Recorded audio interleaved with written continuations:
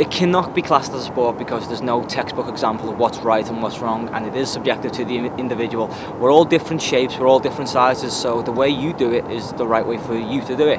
Whereas gymnastics, you know, they'll only select you if you're the right shape, the right build, the right size, and then you're doing the same thing as everybody else.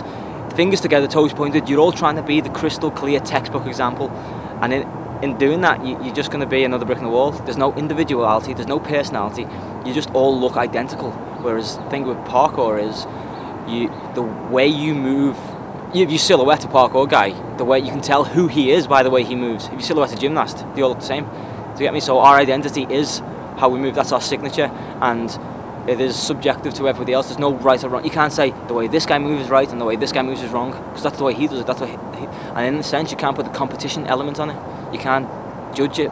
You can only judge it on how well you adapt your style to the environment, which is why I always go into judging tournaments, because I want to make sure it's judged right.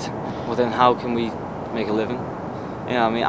I would actually not be as good as I am if I wasn't doing it for a living, because at this stage I'm 25 years old. I should be working a 9-to-5 job.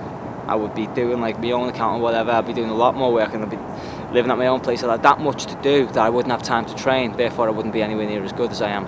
So by me getting work, using my hobby as a career, is also improving my ability, because it pushes me to do better, and I've got a responsibility to hold up. So, but sometimes I agree what you're saying with the fact that big corporate companies are taking hold of it, and like basically parkour is the bitch, and we're using it for absolutely everything. You could use it for, like, you know, a Lucozade commercial. You could use it for to promote a new car that's just come out. You know what I mean? But you're not actually giving any homage to the sport itself. But with the Ultimate Parkour Challenge, the MTV show that we just did, it's actually us guys getting recognition for our own work. It's not like we're the stunt doubles of actors, because stunt doubles don't get any recognition.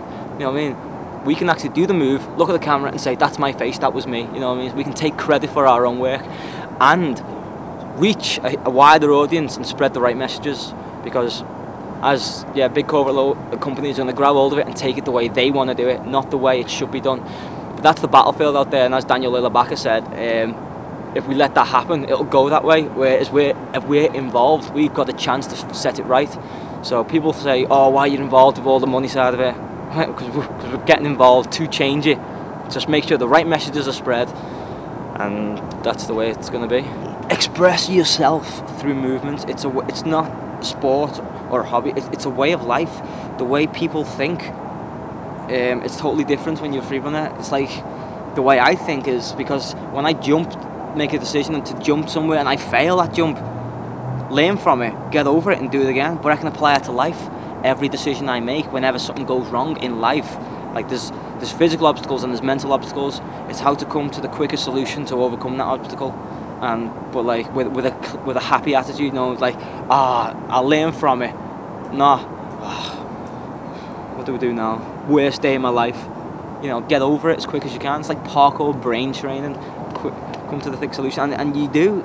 Your life does improve so much because you accept when things go wrong as being part of the design for you. And these people that don't accept, they blame themselves for everything that's ever gone wrong, and they live in fear of making mistakes.